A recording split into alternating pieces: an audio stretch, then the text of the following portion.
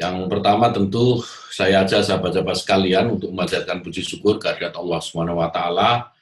Malam hari ini hari ketiga ya PKD dilaksanakan secara virtual dan alhamdulillah sahabat-sahabat semua, kita semua masih diberikan kesehatan, masih diberikan kesempatan untuk mengikuti PKD ini dengan baik meskipun kita tahu pandemi ini juga masih belum tahu kapan kita ini akan akhiri. Ada berita soal vaksin, ada berita soal obat, semuanya ini nggak ada kepastian sampai hari ini, hanya seperti angin surga saja. Dan Jakarta mulai besok akan melakukan PSBB yang diperketat, rem darurat kalau kata gubernurnya. Nah, mudah-mudahan dalam situasi seperti ini, di mana semua kita ini melemah, semua kita ini mengalami keterbatasan-keterbatasan, kita semua tetap dilindungi Allah Subhanahu wa taala dan bisa beraktivitas dengan model atau gaya baru, meninggalkan cara-cara konvensional. Sahabat-sahabat sekalian, materi yang diberikan kepada saya ini materi yang sangat berat. Format politik Indonesia. Ini bagaimana? Dari sejak zaman Indonesia merdeka, Bung Karno memproklamasikan negeri ini gitu ya, sampai presiden sekarang, Presiden Jokowi ini format politik Indonesia seperti apa ini nggak jelas. Apalagi saya diberi tugas untuk memberikan materi ini oleh sahabat Kiwamuddin sangat mendadak gitu. Saya baru tahu kemarin dan sebetulnya kemarin malam saya ingin menyampaikan ini tapi karena ada tamu yang saya nggak bisa tinggalkan. Dan hari ini banyak sekali kesibukan yang saya juga nggak bisa tinggalkan. Baru selepas maghrib tadi dikasih tahu kalau malam ini jadi ditunggu sahabat Kiwamuddin dan sahabat-sahabat semua. Dan saya kaget ketika materinya, ini materi disertasi, ini bukan materi PKD. Jadi saya ingin menyampaikan apa yang sedikit saya tahu saja kepada sahabat-sahabat sekalian sebagai bekal. Saya tidak sempat mencari referensi, tetapi saya ingat ketika DPR RI, Komisi 2 khususnya, membahas rancangan undang-undang pemilu, saya sempat membuka-buka beberapa literasi dan kebetulan membuat sedikit catatan gitu. Dan saya cari-cari tadi kok ketemu, alhamdulillah. Saya ingin sampaikan kepada sahabat-sahabat sekalian yang terkait dengan apa yang ditugaskan kepada saya ini, format politik Indonesia. Nah, bicara Indonesia, sahabat-sahabat sekalian, kalau kata Gus Dur ini, Indonesia itu negara apa sih? Negara agama bukan, negara komunis bukan, negara liberal juga bukan. Kalau kata Gus Dur, Indonesia ini negara yang bukan-bukan. Semua format politik itu nggak ada di Indonesia ini. Disebut negara agama bukan, disebut negara komunis bukan, disebut negara totaliter juga bukan, disebut negara liberal juga tidak. Nah, Indonesia ini memang unik. Indonesia unik dengan 17.000 pulau, dengan 780 sekian suku bangsa dan bahasa, itu unik. Indonesia kita tahu menganut bentuk negara yang demokrasi. Demokrasinya pun berbeda dengan negara-negara lain. Demokrasi yang kita anut di Indonesia ini demokrasi Pancasila. Demokrasi yang secara definisi gitu ya, per definisi kita cari dalam literasi-literasi dunia juga tidak akan kita temukan apa demokrasi Pancasila itu. Nah, kalau kita bicara demokrasi Pancasila hari ini, maka sampai minggu depan juga nggak bakal selesai. Karena demokrasi Pancasila itu demokrasi yang mensyaratkan ada ketuhanan di dalamnya, ada kemanusiaan, ada persatuan, ada permusyawaratan, dan ada keadilan sosial. Yang hari ini dalam format demokrasi yang kita tempuh di Indonesia, harus dengan berat hati saya katakan tidak ada itu. Kita tidak temukan demokrasi yang berketuhanan di Indonesia. Yang ada demokrasi yang berkeuangan di Indonesia. Jadi siapa yang pegang uang paling banyak, di situ dia akan memenangkan kontestasi demokrasi. Nah, kalau kita bicara sekarang, bagaimana masa depan demokrasi di Indonesia? Secara umum, demokrasi ini menghadapi menghadapi dua tantangan atau menghadapi dua perkembangan. Perkembangan pertama itu penguatan tentu. Ada beberapa negara, gitu ya, salah satunya Amerika, yang memiliki tren gitu ya, mengembangkan demokrasinya agar lebih kuat. Maka di situ ada penguatan demokrasi. Di sisi yang lain ada eh, pelemahan demokrasi. Pelemahan demokrasi itu seperti apa? Jadi Indonesia ini jika tidak hati-hati, maka demokrasinya akan menjadi otoriter, atau kalau kata seorang sosiolog dari Inggris namanya Colin Crouch bilang, demokrasi yang mengalami kemunduran atau pelemahan itu namanya post-demokrasi. Post-demokrasi. Nah, jangan-jangan Indonesia mengalami ini, post-demokrasi ini.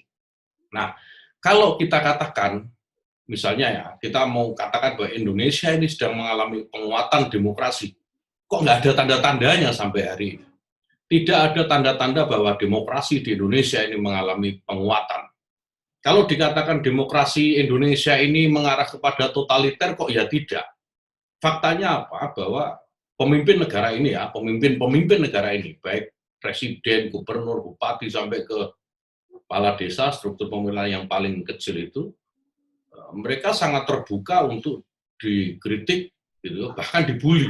Di negara totaliter nggak ada yang berani melakukan kritik, apalagi bulian kepada pimpinan negaranya.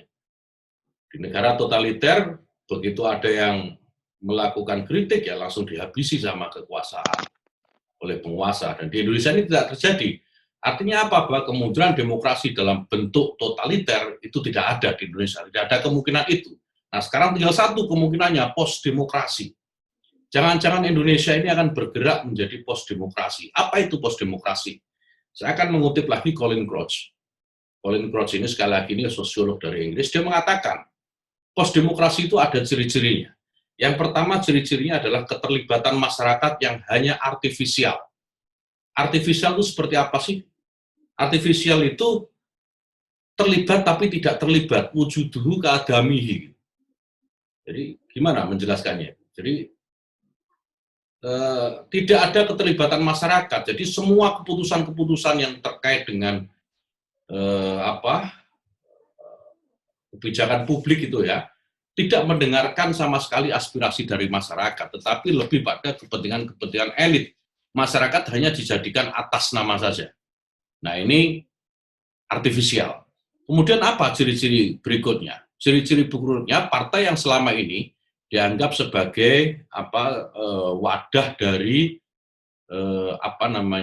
penyalur, ya, wadah dari penyalur kepentingan masyarakat, itu mewujud sekarang menjadi kepentingan elit partai. Jadi tidak ada kepentingan masyarakat di dalam partai politik hari ini. Partai politik cenderung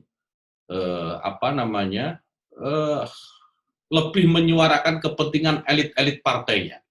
Padahal partai politik itu secara filosofis gitu ya, kenapa ada? Itu ya sebagai wadah penyalur aspirasi masyarakat untuk disalurkan kepada kekuasaan, disampaikan kepada kekuasaan agar aspirasi masyarakat bisa ditangkap dan kemudian dipenuhi oleh kekuasaan. Contoh yang paling nyata hari ini adalah momentum pilkada ini, pilkada serentak ini.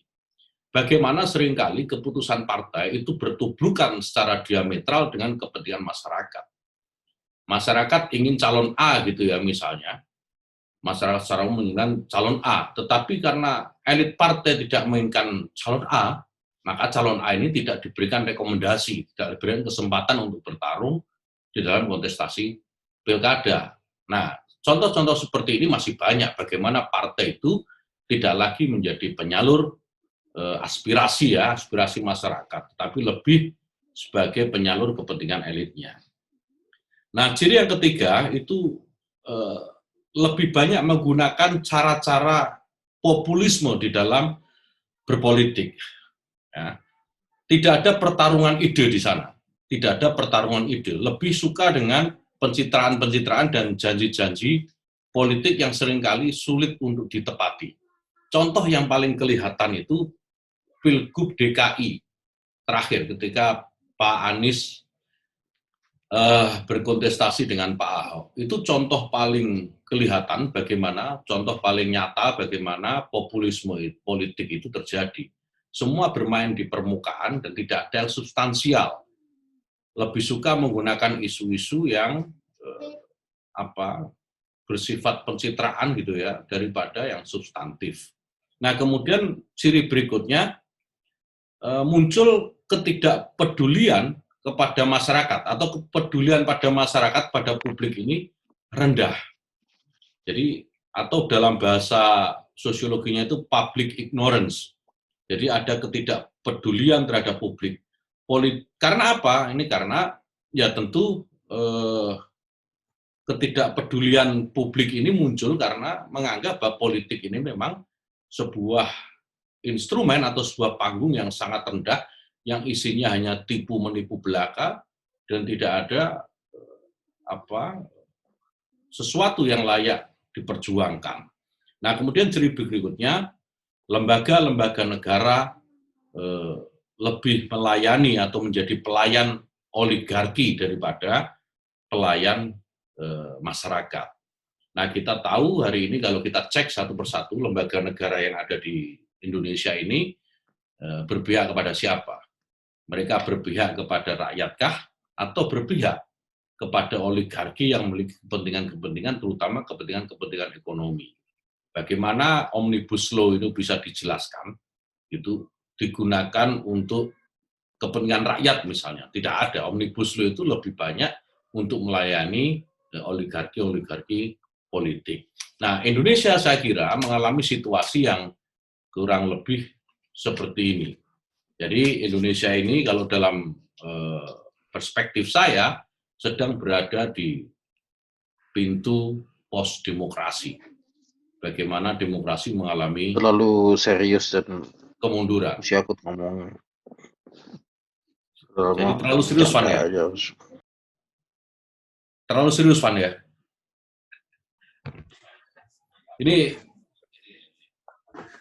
Ini nyambung nggak ini? Karena Alfani menginterupsi katanya terlalu serius ya. Saya akan turunkan tensinya. Nyambung.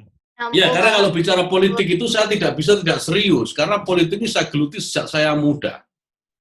Jadi kalau bicara politik, saya pasti serius. Karena saya meyakini bahwa politik itu, sahabat-sahabat sekalian, politik itu pekerjaan mulia satu tingkat di bawah ulama, gitu, atau dua tingkat di bawah nabi lah.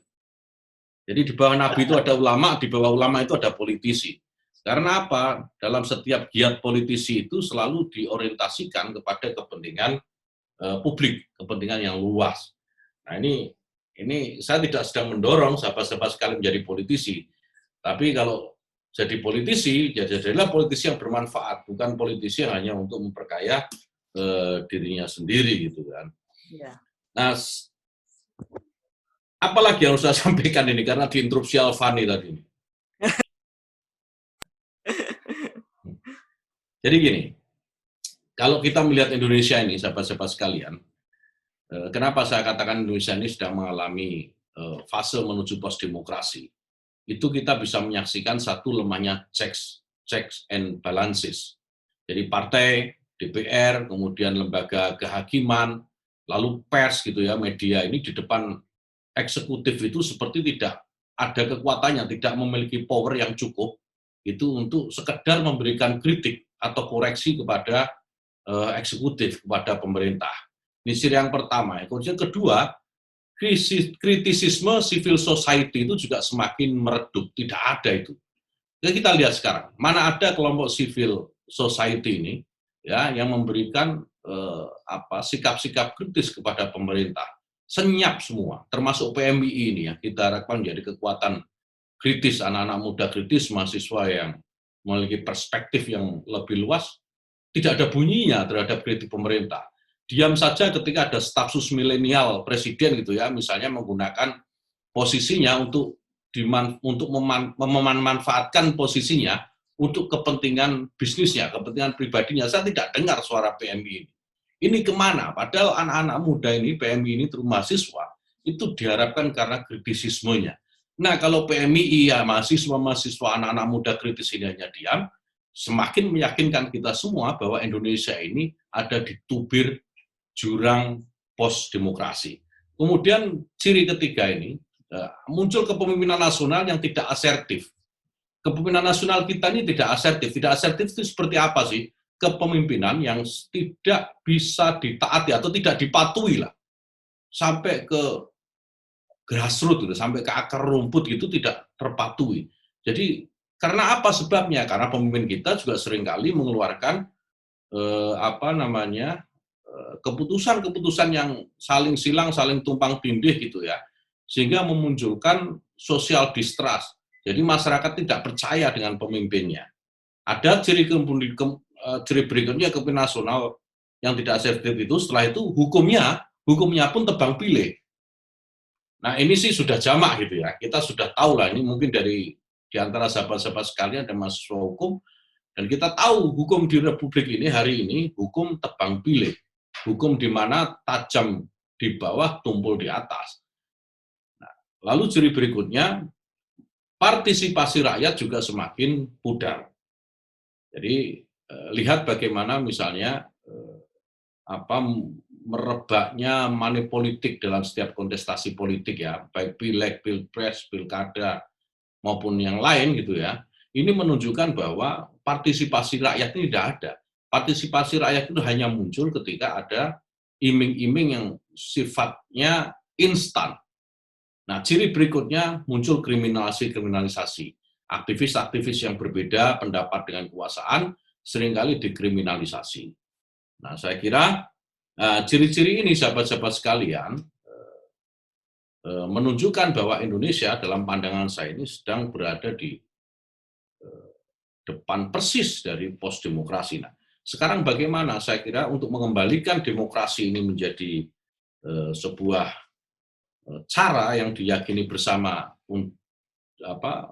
untuk mensejahterakan rakyatnya, ini kuncinya ini ya ada di tangan sahabat-sahabat semua, di kaum muda pergerakan ini. Tanpa itu saya kira kalau sahabat-sahabat sekalian tidak menumbuhkan kritisisme, tidak belajar banyak dari sejarah yang selama ini kita alami di negeri ini, ya maka saya kira bukan hanya post-demokrasi yang akan mungkin terjadi di Republik ini, bahkan Indonesia akan bisa jatuh ke dalam negara yang totaliter. Ini saya kira mendapatkan pembenarannya ketika saya temukan ini di sebuah survei Economist Intelligence Unit, itu yang meletakkan Indonesia ini sebagai demokrasi cacat. Dalam bahasa mereka itu flawed demokrasi, atau demokrasi cacat, demokrasi yang sebenarnya jauh dari konsep demokrasi yang dulu dibahas itu, dulu digagas itu ya.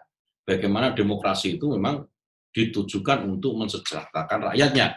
Di Indonesia demokrasi ini jatuh menjadi alat untuk memperkaya atau mensejahterakan para elitnya. Nah, saya kira ini sahabat-sahabat sekalian, saya menjadi hilang semua di kepala tadi karena diinterupsi Alfani.